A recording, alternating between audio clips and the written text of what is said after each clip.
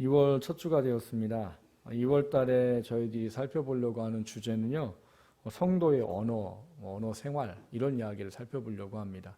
우리가 1월 달에도 잠언의 이야기를 가지고 하나님 앞에 정직하게 사는 게 뭐냐, 이런 얘기를 살펴봤었어요. 하나님 정직하게 산다는 건 단지 착하고 선하게 산다가 아니라 하나님이 우리를 창조하시고 하나님이 원하는 삶이 있다는 것이죠. 그래서 그 삶을 성경을 통해 깨달아 알아가면서 그 말씀에 순종하며 살아가는 것이 하나님이 원하는 정직한 삶이라는 거예요. 오늘은 또 잠언에 대한 부분을 좀 더 깊이 살펴보는 것인데요. 우리가 하나님께서 이 잠언에 굉장히 많은 교훈들을 넣어 놓으셨는데 그 중에 특별히 언어, 입, 혀, 말이라는 것에 대한 부분들에 대한 것들이 굉장히 많이 기록되어져 있어요. 잠언이라는 지혜의 책에 하나님이 언어라는 이 말이라는 수없이 많은 이야기를 기록해 놓으셨다는 건 하나님의 택한 자녀들이 하나님이 원하는 말이 있다는 사실을 우리에게 가르쳐주고 있다는 거예요. 그냥 우리가 말이라고 다 한다고 말이 아니고, 그러니까 내 마음에 내 속에 있다고 다 하는 것이 하나님이 원하는 기쁨의 말은 아니더라는 겁니다. 그래서 우리가 이 잠언의 이야기를 가지고 2월 한 달 동안 택함받아 구원받은 하나님의 자녀인 우리들이 어떤 말을 하고 살아가는 것이 우리에게 필요한 것인가, 또 하나님이 우리가 어떤 말을 하기를 원하실까, 그런 이야기를 좀 살펴보려고 합니다. 그래서 오늘 말씀을 통해서 하나님 우리에게 원하는 말이 있구나, 이런 것이 다시 한번 좀 깨달아지고 그 말씀이 우리 안에 있어서 우리가 하는 말이 정말 하나님께서 원하시고 기뻐하시는 말이 되어져서 하나님의 뜻이 이루어질 수 있게 되기를 주님의 이름으로 먼저 축원합니다. 첫 번째 함께 나누려고 하는 것은 지혜로운 언어의 중요성이에요. 오늘 주보를 보시면 제목이 뭐라고 되어 있나요?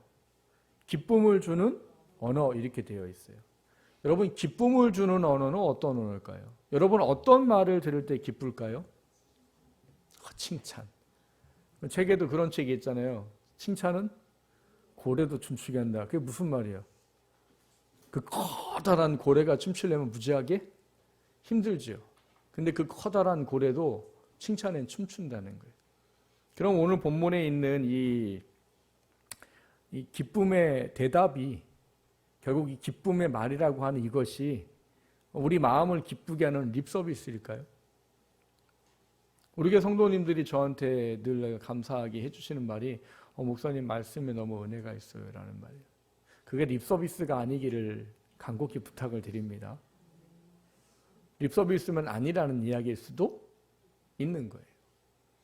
여러분, 사람은요, 자기가 듣고 싶은 말에 기쁨을 얻습니다. 나한테 올바른 말이 기쁜 게 아니고. 여러분, 그 부부가 잘 왜 싸워요? 항상 정답만 말해서 싸우는 거예요.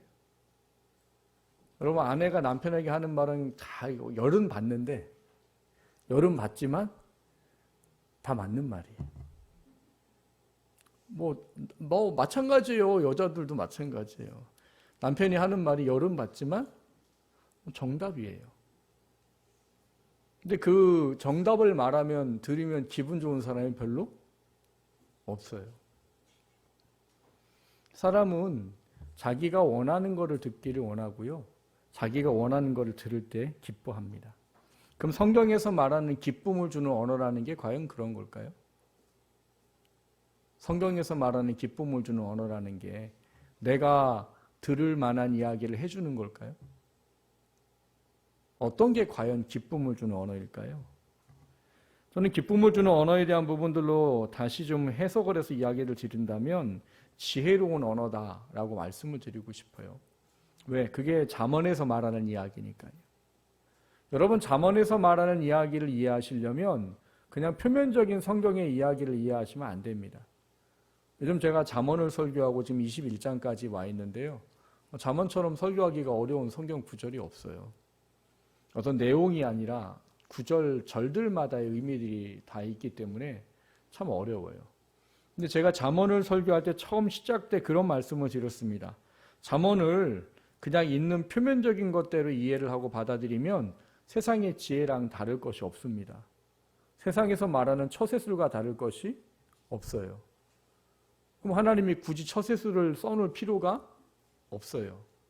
하나님의 잠언을 써놓으신 이유는 하나님이 원하시는 하나님의 뜻에 그 해석이 필요하다는 그 이야기를 드렸습니다.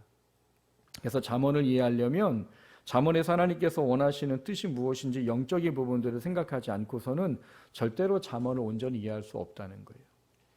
그러니까 오늘 본문에 나와 있는 이게 합당한 대답을 하는, 때에 맞는 대답을 하는, 그것이 사람을 기쁘게 한다라고 말할 때 그 기뻐하는 언어라는 게 우리가 원하고 우리가 좋아하는 언어는 아닐 거다라는 것이죠.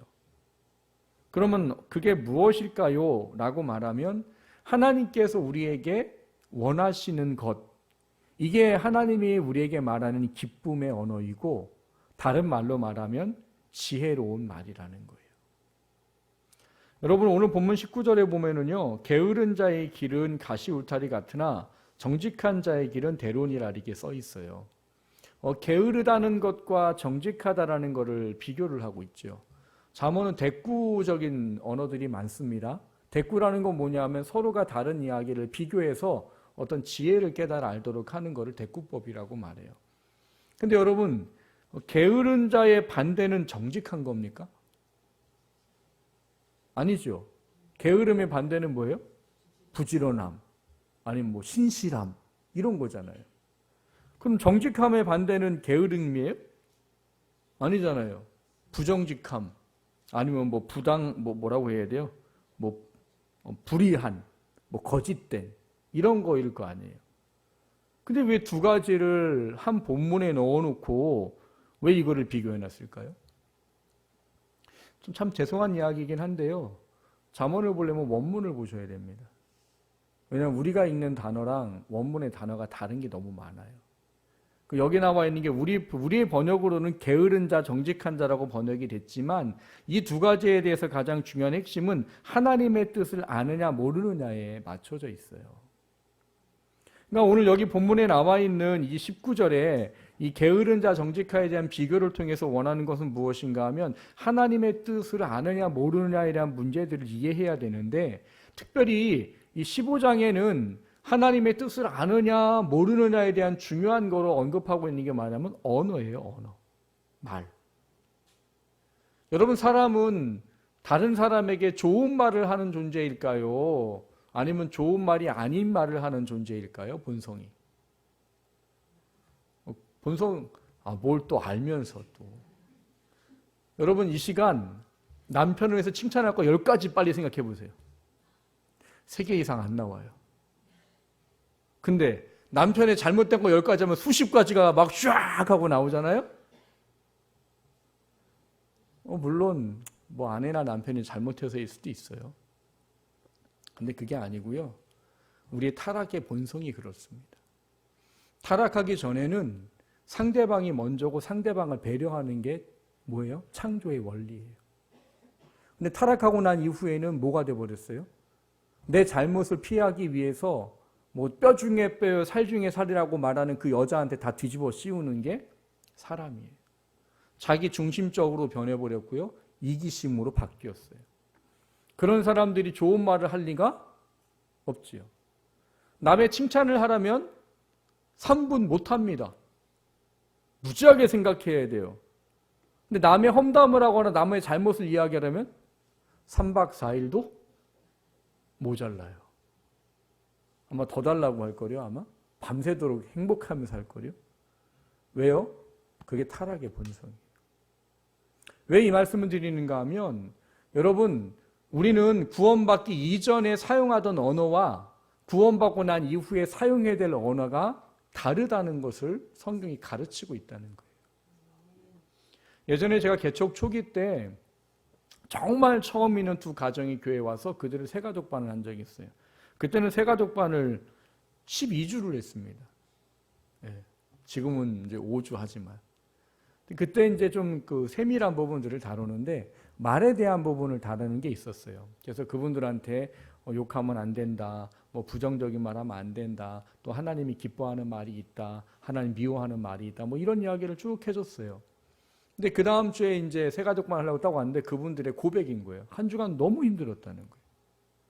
그게 뭐가 힘들어요? 그랬더니 자기가 자기 아이들한테 얼마나 폭언을 퍼붓고 있었는지 알게 됐다는 거예요. 그전에는 그냥 애들이 잘못하니까 막 얘, 개, 막 이랬다는 거예요, 애들한테.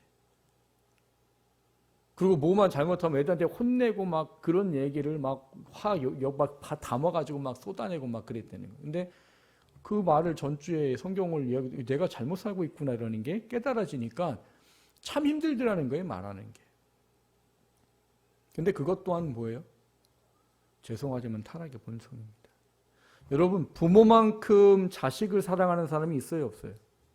없어요. 근데 여러분, 사람들은 폭언과 사람의 마음을 후벼 파는 이야기를 밖에서 들을까요? 안에서 들을까요? 밖에서는 말 안 해요, 사람들이. 여러분, 밖에서는 사람들이 웬만하면 그냥 립 서비스 해줘요. 왜 유모차 가면 애들 대고 그런 말이 있대잖아요. 이쁜 애가 있으면 어우 예쁘네요. 그런데 못생긴 애가 있으면 어우 착하게 생겼네요. 이런다는 거예요. 웃으시는 분들은 그러신 경력이 있으신 분들인 거죠. 뭐 그게 나쁜 이야기는 아니에요. 그러니까 밖에 있는 사람들은 웬만하면 나쁜 얘기 안 합니다.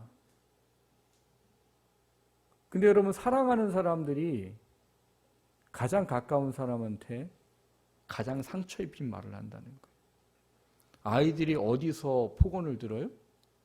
집에서 들어요. 제가 여러분을 나무라는 게 저도 뭐 같은 인간이니까. 그게 뭐라고 알아야 되는 거냐 하면 우리 본성이 구원받았지만 타락한 본성이 있구나라는 걸 철저히 인식해야 된다는 거예요. 그게 왜 필요해요? 그거를 인식해야 우리가 어떤 말을 해야 될지를 돌아보기는 시작이 되기 때문입니다. 하나님이 원하는 말이 있는 것은 구원받기 전과 구원받고 난 이후에 우리의 언어 생활이 달라야 되기 때문이에요. 그러니까 하나님이 오늘 본문에 비교하고 있는 두 가지처럼 하나님께서 기뻐하는 말이 있고 하나님이 싫어하고 미워하는 말이 있다는 걸 우리가 인지를 해야 된단 말이에요. 그냥 말이니까 내가 하고 싶은 대로 다 하면 되는 게 아니에요. 구원받기 전에는 그랬는지 모르지만 구원받고 난 이후에는 그러면 안 된다는 거예요. 물론 힘들고 어렵지요. 그러나 바꿔야 된다는 겁니다. 그거를 가르쳐주고 있는 것이 우리가 알고 있는 오늘 본문의 15장 맨 앞부분에 나와 있어요. 앞부분 15장 1절과 2절, 4절을 보시면 1절에 보면 유순한 대답과 과격한 말이 있고요. 2절은 지혜 있는 자의 혀가 있고 미련한 자의 입이 있고요. 4절은 온순한 혀와 패역한 혀가 있다라고 비교를 합니다. 무슨 말이에요? 우리가 말을 한다고 다 똑같은 말이 아니고 내가 하는 말이 좋은 말을 하는 말도 있고 악한 말을 하는 말도 있다는 거예요. 중요한 건 이 두 가지를 늘 인식을 해야 되고 하나님은 하나님의 자녀가 오늘 본문 23절에 기록한 것처럼 때에 맞는 말, 우리가 하는 대답이 사람을 기쁘게 하는 말을 하는 사람이 되기를 원하신다는 거예요. 그러니까 하나님은 그거를 지혜 있는 말이라고 말하는 것입니다. 기쁨의 말이, 기뻐하게 하는 말이 왜 지혜 있는 말인가 하면 하나님이 우리에게 원하는 지혜의 말, 하나님의 자녀들에게 듣기 원하는 말, 하나님의 자녀가 하기 원하는 말의 본질은 사람을 영혼을 살리는 데 있기 때문이에요. 그러니까 하나님은 하나님의 자녀가 하는 말을 통해서 하나님의 일을 하기 원하세요. 여러분, 말이 왜 되게 중요할까요? 제가 지난 1월 셋째 주에도 이 주제가 비슷한 이야기가 있어서 목자들에게 그렇게 교육했습니다. 목장에서 앞으로 남 얘기하면 끊으라고 했어요. 목장에서 앞으로 부정적인 얘기하는 분은 얘기 못하게 하라고 그랬어요. 목장에서 앞으로 남이 잘못을 했더라 하더라도 그 잘못의 험담의 이야기를 하는 건 아예 끊어버리라고 했어요. 그런 얘기 못하게 하는데 왜 못하게 하냐고 그러면 담임 목사님이 하지 말라고 했다고 이야기하라고 그랬어요. 왜 그럴까요? 여러분 잘 아셔야 됩니다. 사탄이 하나님의 사람으로 하나님 사람답지 못하게 살도록 하는데 가장 잘 쓰는 게 뭐냐면 말이에요. 가정 공동체든 교회 공동체든 직장 공동체든 거기를 해하는데 가장 와해하는데 가장 잘 쓰는 게 말이에요. 말은 잘해도요 사단이 악하게 쓸 수도 있습니다. 예전에 제가 섬겼던 목사님이 그런 이야기를 하시더라고요. 한 성도 한 분이 어디 여행 갔다 왔다고, 외국 여행 갔다고 좋은 벨트를 사갖고 왔대요. 거기서만 살 수 있는 좋은 벨트겠죠? 그 비싼 거겠죠. 근데 본인이 못 받고 사모님을 통해서 받으신 거예요. 그래서 이제 감사하다는 말을 하려고 주일날 예배 끝나고 인사하는데 그분이 나오길래 집사님 땡큐. 그랬더니 그분이 그날 이후로 교회를 나가버리셨어요. 왜 나가셨을까요? 그분한테는 영어가 자기 삶에 되게 어려운 거였던 거예요. 근데 이제 그분이 목사님이 집사님 땡큐 그랬더니 자기 무시했다고. 자기 영어 못한다고 목사님 무시했다고 교회를 나가버리셨어요. 이게 여러분 이해가 가세요? 제가 무슨 말씀을 드리는가 하면요. 사탄은 어떤 말이든 뭐 할 수 있어요? 역사할 수 있습니다. 좋은 말을 해도 그렇게 역사하는 사탄이라면 안 좋은 말은 더더군다나 역사할 수밖에 없는 거죠. 여러분 교회 깨지는 거 엄청 쉽습니다. 사람들 마음만 틀어놓으면 돼요. 근데 그거를 잘 쓰는 게 뭐예요? 말이에요. 그래서 야고보서 3장 6절에 보면 혀는 곧 불이요 불의의 세계라. 혀는 우리 지체 중에서 온몸을 더럽히고 삶의 수레바퀴를 불살하나니 그 사르는 것이 지옥불에서 나느니라. 잠언 18장 21절에 보면 죽고 사는 것이 혀의 흠에 달렸나니 혀를 쓰기 좋아하는 자는 혀의 열매를 먹으리라. 이렇게 말합니다. 그런 말이 있어요, 여러분. 우리가 하는 말로 영원히 살 수도 있고 우리가 하는 말로 영혼을 죽일 수도 있다고요. 그러니까 하나님이 왜 택함받은 자녀가 하나님이 원하시는 말을 하기를 원하느냐? 내가 하는 말 때문에 하나님은 영원히 살기를 원하세요. 내가 하는 말 때문에 사람이 하나님의 힘을 얻고 연약한 것을 세우고 온전함으로 살아갈 수 있도록 하는 능력을 경험하기를 원하세요. 그래서 하나님이 구원받은 자에게는 잠언에 엄청나게 많은 말에 대한 이야기를 써놓으셨단 말인 거예요. 왜요? 우리가 하는 말로 하나님은 하나의 창조의 능력이 나타나기를 원하는 거예요. 하나님의 창조의 능력이 뭔데요? 내가 하는 말 때문에 사람이 사는 거예요. 내가 하는 말 때문에 연약한 심령을 가진 사람이 일어나는 거예요. 내가 하는 말 때문에 하나님의 능력이 그에게 나타나는 거란 말이에요. 그게 하나님이 우리에게 너가 택함받았고 구원받았다면 너가 어떤 말을 해야 되는지를 알아야 된다. 그게 성경의 잠언에 가르치는 이야기입니다. 하나님은 우리가 하나님의 자녀로서의 말을 하기 원하세요. 타락한 본성을 표현해 주는 게 잠언 18장 8절과 26장 21절에 똑같이 한 단어도 틀리지 않고 있는 말이 있어요.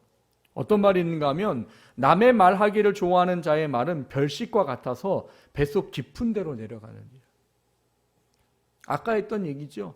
칭찬하라면 3분을 못하는데 남 허물 말하고 남 잘못된 거 얘기하면 3박 4일도 모자라요. 그리고 어쩜 그렇게 재미있는지, 어쩜 그렇게 재미있는지 본문 표현이 뭐라고 그래? 별식 같아서 깊은 곳으로 내려가는.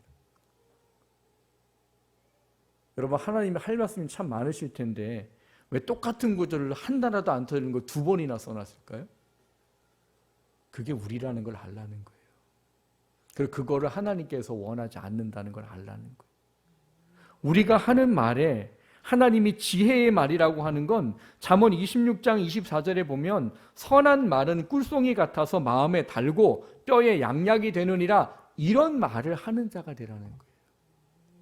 우리가 한 선한 말이 착한 말이 아니에요, 여러분. 착한 말을 포함하지만 하나님께서 원하시고 기뻐하시는 말이 우리 안에서 나가게 되면 그게 꿀송이 같아서 사람 마음에 달고 뼈에 양약이 된다는 거예요.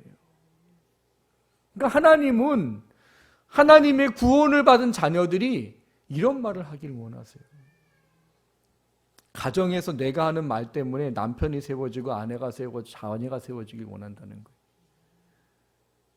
교회 공동체 안에 내가 하는 말로 성도가 세워지고 목장이 세워지고 목자들이 세워지고 교회가 세워지길 원한다는 거예요. 직장에서 내가 그리스도인으로 한 내 선한 말로 직장에 있는 사람들이 세워지고 그들의 영혼이 구원받기를 원한다는 거예요. 그게 하나님이 택한 자에게 원하는 말이요. 구원받기 이전에 벌어야 될 말이 있다는 것을 깨달으라는 겁니다. 그리고 무서운 건 뭐예요? 왜 그런 말이 있어요? 말을 표현하는 이야기 중에 하나가 말은 부메랑 같다는 거예요. 부메랑이 뭐예요? 던지면 돌아오는 거죠. 여러분 비밀이 있나요? 이거 비밀이야. 그러면 이거 비밀이야. 그러고 말했어. 이렇게 말하는 게 사람이에요. 너한테 말하면 안 돼? 야, 나 누가 비밀이라고 말했는데 꼭 비밀이야? 그 비밀이란 말까지 따라갑니다. 그리고 그게 누구한테 돌아올까요? 반드시 자기에게 돌아옵니다. 돌아오는 게 근데 무서워요. 잠언 아까 18장 21절에 보면 죽고 사는 것 혀의 힘에 달렸느니 혀를 쓰기 좋아하는 자는 혀의 열매를 먹는다고 돼 있어요. 자기가 한 말을 자기가 먹는다는 거예요. 여러분 그리스도인에게 합당하지 않은 말은요 남만 해야 하는 게 아니고 타인만 해야 하는 게 아니라 나 자신도 해야 한다는 걸 아셔야 돼요. 근데 반대로요. 하나님이 기뻐하는 말을 하는 사람은요. 하나님이 복음을 전할 때 제자들에게 그런 말 하시죠. 어느 집에 가든지 그 가정에 평안을 빌어주어라. 그런데 혹여나 뭐요? 이 평안을 받을 만한 그 집에 이게 안 되면 너희의 빈 평안이 너희에게 돌아올 것이니라 이렇게 말해요. 부메랑의 효과는 악한 것만 돌아오는 게 아니에요.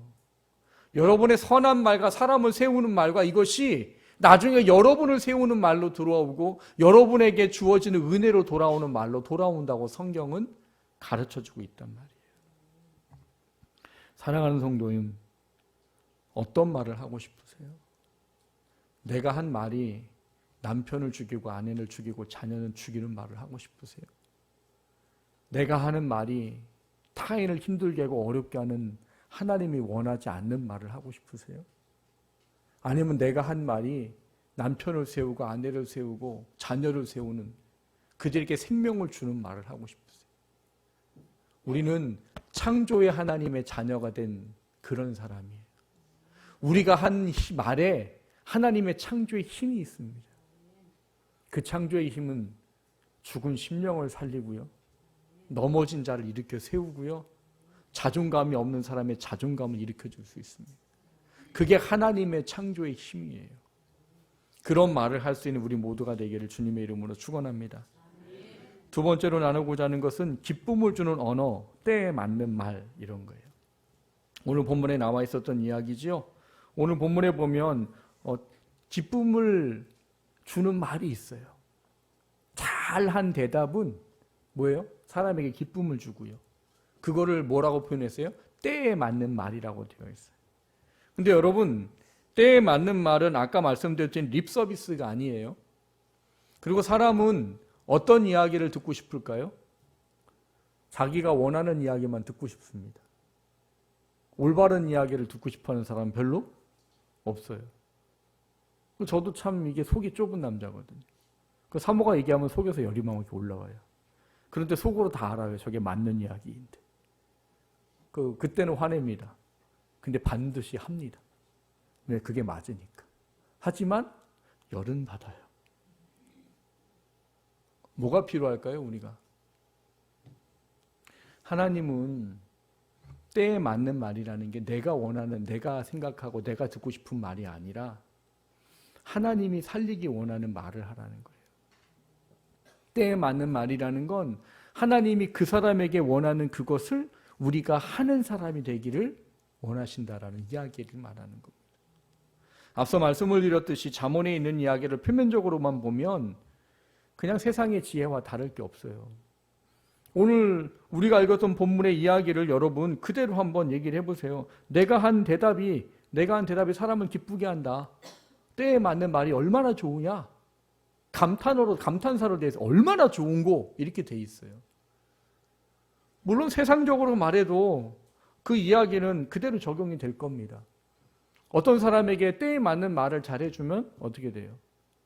그 사람이 좋을 거예요.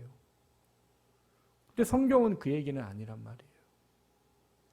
제가 예전에 섬겼던 목사님 중에 한 분 정말 탁월한 지혜를 가지신 분이 계십니다.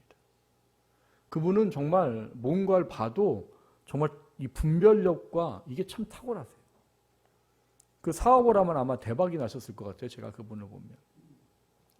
그러다 보니까 성도님들이 목사님의 상담을 많이 하러 오시더라고요. 그 목사님이 그 이야기를 들으면 딱딱딱딱 이렇게 해. 그럼 성도들이 그렇게 해요? 그러면 정말 신기하게 문제가 해결돼요. 정말 대단한 분이세요. 근데 저는 그분을 보면서 제가 난 저렇게 목회 안 할 거야 라고 마음을 먹었어요. 왜 그럴까요? 물론 지혜가 없어서도 있어요.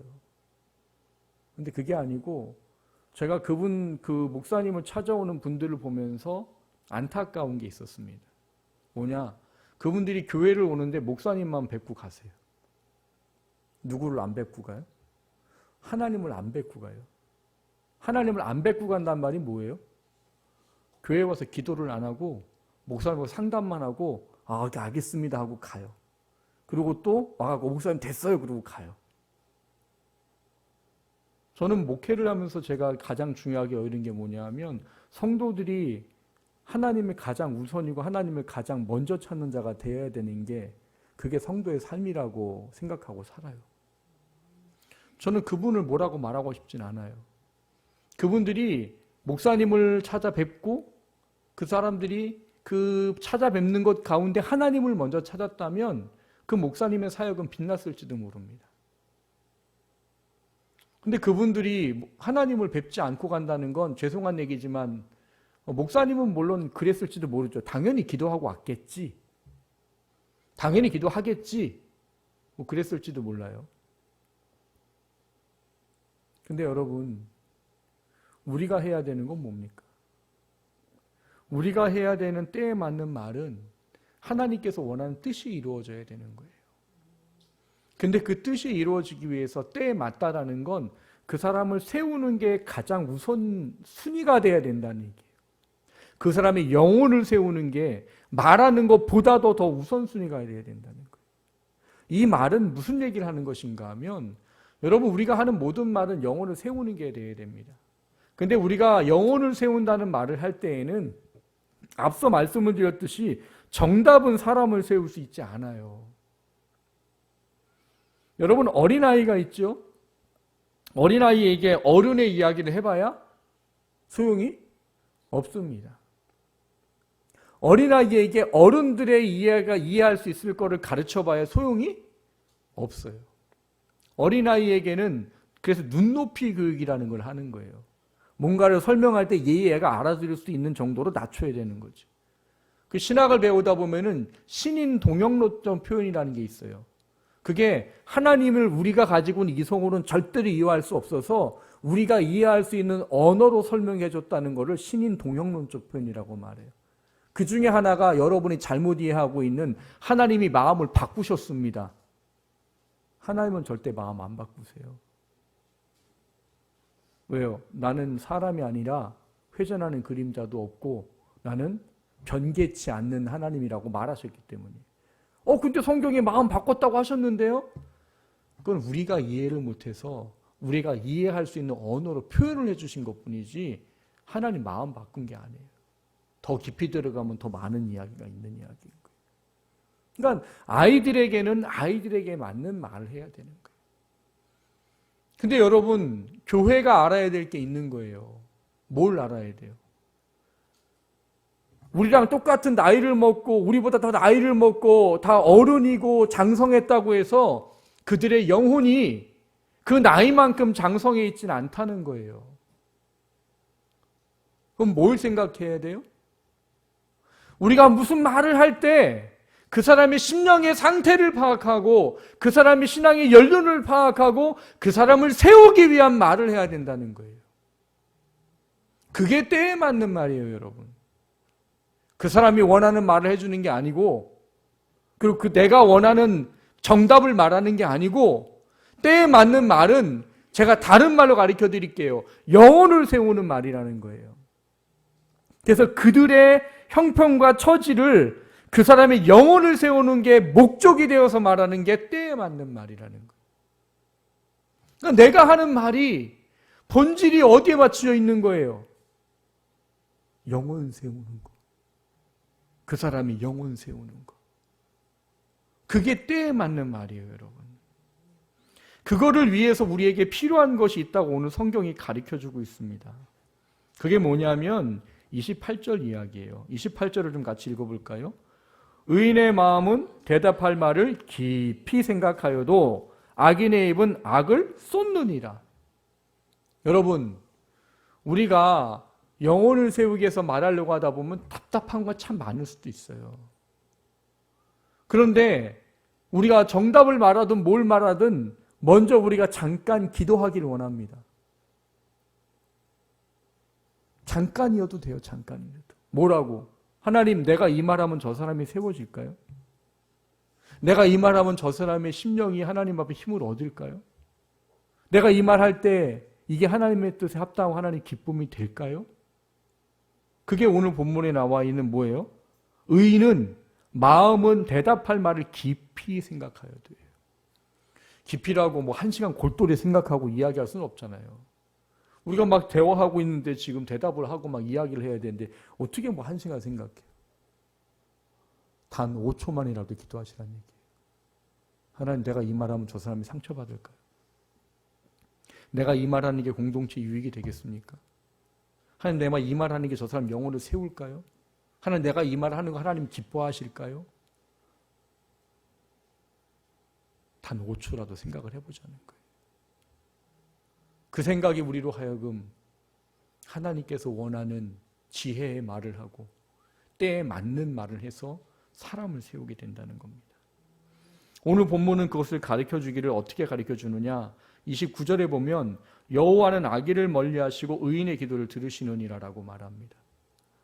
어떤 기도를 들어주신대요? 의인의 기도예요. 의인의 기도가 어떤 기도일까요? 의인의 기도는 하나님의 뜻에 합한 것을 말하는 것입니다. 기도라고 다 들어주시지 않아요. 여러분들은 내가 간절히 기도하면 다 들을 것 같다 말하지만 하나님이 우리에게 줘야 되겠다고 생각하는 것만 주십니다. 왜? 우리 영혼을 세우기 위해서.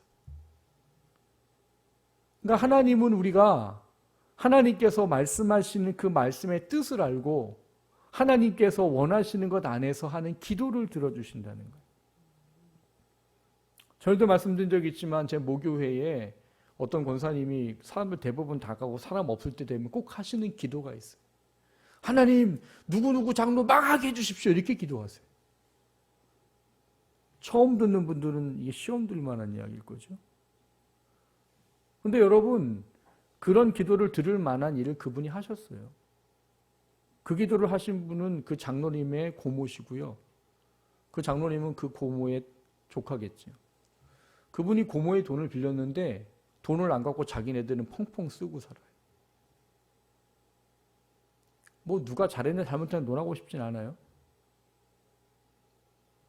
근데 여러분, 우리가 참 어려운 것 중에 하나가 그런 거예요. 그 장로는 그 말을 들을 만한 일을 했어요. 그렇죠? 근데 그렇다고 우리가 우리 안에 악한 마음으로 내뱉는 기도는 하나님께 합당하지 않다는 거예요. 신앙생활이 참 어렵습니다. 왜 어렵냐? 이런 문제 때문이에요. 아, 난 저 사람이 잘못했어. 그래서 이렇게 한 건데요? 근데 하나님은 하지 말라고 한 거거든요. 그럼 죄송한 얘기지만 우리는 저 사람과 별개로 우리는 죄를 짓는 거예요. 그럼 그 죄를 회개해야 되는 겁니다. 참 신앙생활 복잡하고 어려워요. 하지만 해야 되는 겁니다. 하나님은 우리가 하는 말이 사람의 영혼을 살리는 말이 되기를 원하세요. 내가 하는 말이 하나님께로 사람을 이끌어가는 말이 되기를 원하신다. 그게 때에 맞는 말입니다. 뭐 이게 쉬울까요? 이렇게 말하고 있는 저는 뭐 제가 자녀들에게 늘 좋은 말만 해주고 아내한테 무슨 사랑스러운 말만 해줄까요? 아니에요. 저도 설교 준비하면서 무지하게 회개하는 거죠. 목사의 좋은 점은요, 설교 준비하다 혼자 다 회개하는 거예요. 여러분도 설교 준비 가정 예배 때문에 꼭 하세요. 하다 보면 자기가 회개해야 될 것이 분명히 있을 것입니다. 저 혼자 무지하게 회개하고 하는 거예요. 그럼 맨날 여기 앞에서 제가 무슨 기도할까요? 회개 기도하고 앉아있는 거예요. 하나님, 내가 하나님과 가리지 않게 해주세요. 저도 말에 자유하지 못해요. 제 말 때문에 상처받은 사람들도 많고요. 하지만 넘어져도 일어나야 되는 게 우리잖아요. 오늘 이후로 달라지기를 소망합시다. 내 말이 영혼을 살리는 말. 내 말이 하나님께서 원하신 때에 합당한 말. 그 말이 있으면 참 행복해질 것 같아요. 그래서 우리가 이 꿈이 가득한 교회가 건강한 교회가 되기 원합니다. 그래서 상처받은 심령이 우리 교회에 와도 위로를 받고 회복을 할 수 있는 교회가 되기 원해요. 그래서 하나님 우리 교회를 보시면서 참 기뻐할 수 있는 그런 말이 넘치는 영혼을 살리는 말을 하는 교회가 되기를 주님의 이름으로 축원합니다.